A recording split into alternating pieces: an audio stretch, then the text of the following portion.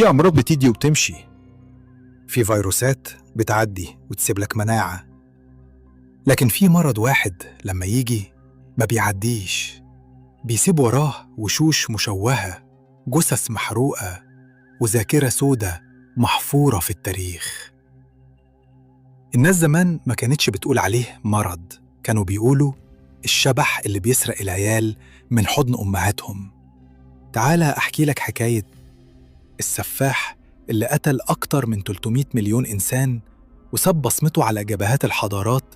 والسؤال اللي لسه مرعب، هل فعلا الفيروسات دي طبيعية؟ ولا احنا مجرد بيادق في لعبة اسمها المليار الذهبي؟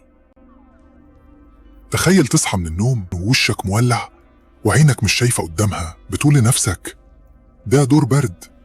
بس لأ، اللي عندك ده الجدري، الشيطان اللي بيدخل جسمك ويبدأ حفلة تعذيب من أول شعرة لآخر ظافر. الموضوع مش مجرد سخونية وصداع، ده جسمك بيتحول لكتلة نار، جلدك بينفجر من البثور.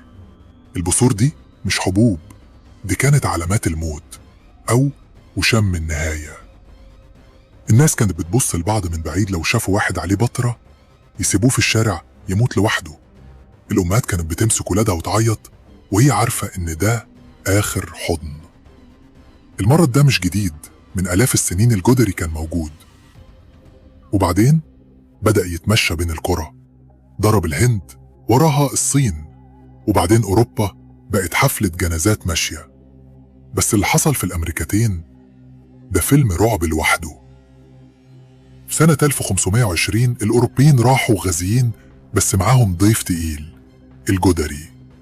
حضارة الأزتك اتبخرت، شعب الإنكا مات قبل ما يشوف الرمح.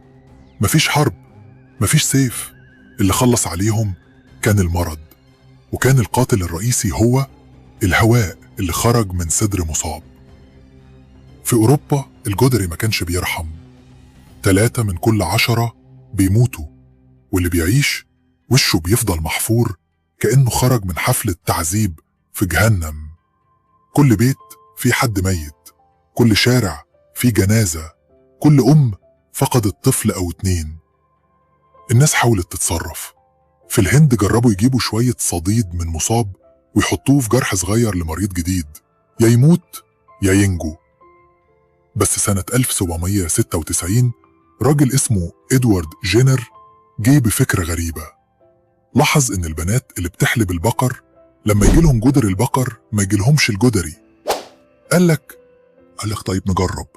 جاب شوية صديد من واحدة مصابة بجدر البقر وحقن طفل صغير، طفل جاله أعراض خفيفة، بس لما جربوا يعرضوه للجدري ما حصلوش حاجة. ومن هنا اتولد أول لقاح في التاريخ. بدأت حملات تطعيم، فضل يتنطط بين الدول، ينزل على أفريقيا، يرجع آسيا، يضرب أمريكا الجنوبية، لحد سنة 1977 لما جت آخر حالة في الصومال. شاب اسمه علي معالين مات، لكن اسمه اتحفر كآخر ضحية. وفي 1980 العالم أعلن رسميا الجدري انتهى. بس خليني أقول لك حاجة، المرض مش ميت تماما. في نسختين منه، واحدة في أمريكا والتانية في روسيا، ولو خرج كل اللي فات كان بروفا، وهو ده بيفتح لنا باب الرعب الحقيقي. من وقت الجدري وظهر بعدها الإنفلونزا الأسبانية سنة 1918، قتلت ما بين 40 ل 50 مليون إنسان.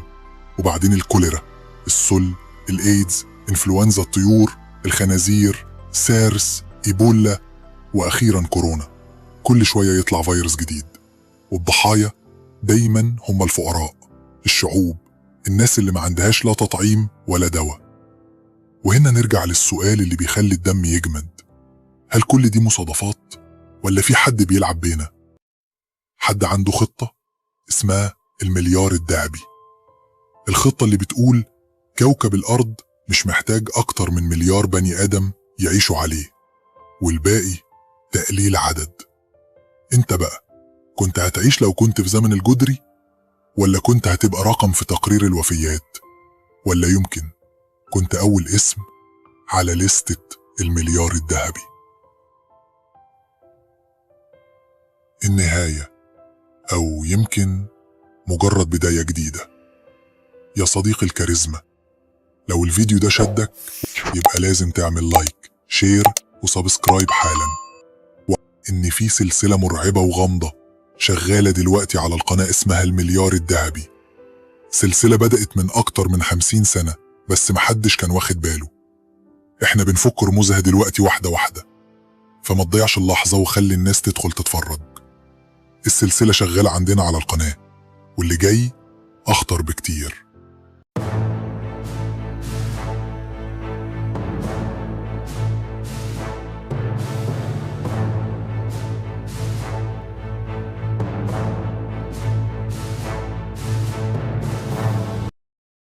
ما تنساش بقى يا نجم النجوم تعمل السبسكرايب وتعمل التعليق وتعمل اللايك الجميل. وانت يا نجمة نجوم الكوكب ما تنسانيش برضو عشان الحلقة الجاية ان شاء الله توصلكم بسرعة وهتبقى ضرب نار ان شاء الله. انتظرونا في الحلقات القادمة. سلام.